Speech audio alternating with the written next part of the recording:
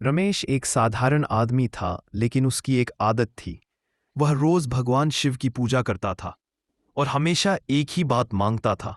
भगवान, मुझे कुछ ऐसा दे दो कि मेरी जिंदगी में कोई कमी न रहे। रोज वही प्रार्थना, रोज वही मांग। रमेश को लगता था कि उसकी जिंदगी में खुशियां तभी आएंगी जब उसे बहुत सारा धन मिल जाएगा। एक दिन भगवान शिव उसकी लगातार पूजा से खुश हो गए। वे अचानक उसके सामने प्रकट हुए और बोले, रमेश, ये लो एक जादुई शंख। जो भी मांगोगे यह तुम्हें उसी समय दे देगा। अब मुझे रोज बुलाने की जरूरत नहीं। तुम्हारी सारी जरूरतें यह शंख पूरी करेगा। रमेश खुशी से झूम उठा। उसने तुरंत शंख से सोने के सिक्के मांगे और सच में सिक्के बरस गए। अब उसका भरोसा शंख पर बढ़ गया और उसने पूजा पाठ करना भी छोड़ दिया। अब उसके लिए भगवान नहीं, जादुई शंख ही सब कुछ बन गया था। एक दिन एक महात्मा उसके घर आए। वे साधारण कपड़ों में थे, लेकिन उनके हाथ में एक बहुत बड़ा शंख था। वह इसे बहुत संभाल कर रखते थे। रमेश ने पूछा, महात्मा जी, यह शंख इतना खास क्यों है? महात्मा ने गर्व से कहा, यह महाशंख है। इसकी शक्ति तुम्हारी शंख से कहीं ज्यादा है।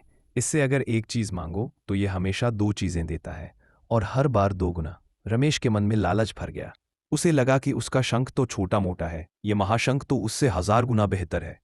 महात्मा ने रात को दिखाने के लिए शंख उठाया और कहा, हे महाशंख, मुझे एक कोहिनूर दे दो। शंख बोला, एक नहीं 2 दूंगा। फिर कहा, 2 नहीं 4 दूंगा। फिर 4 नहीं 8 दूंगा। रमेश ये सुनकर हैरान रह गया।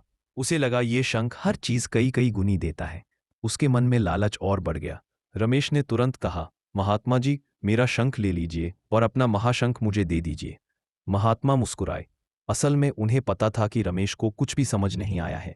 उन्होंने असली जादुई शंख अपने पास रख लिया और झूठा महाशंख रमेश को दे दिया।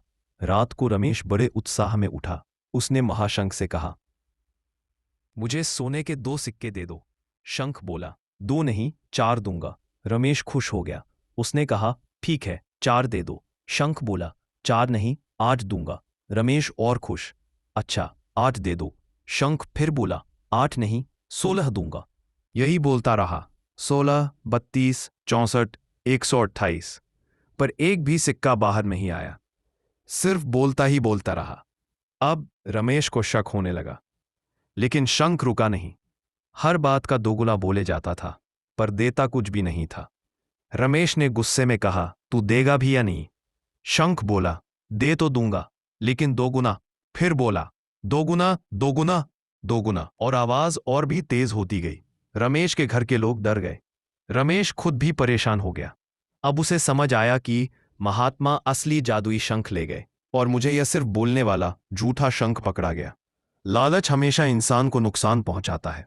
जो हमारे पास है वही असली होता है, लेकिन जब हम ज्यादा पाने की इच्छा में भागते हैं तो हाथ में जो असली चीज है वही खो देते हैं। सुख शांति ज्यादा चीजों में नहीं, बल्कि संतोष में है।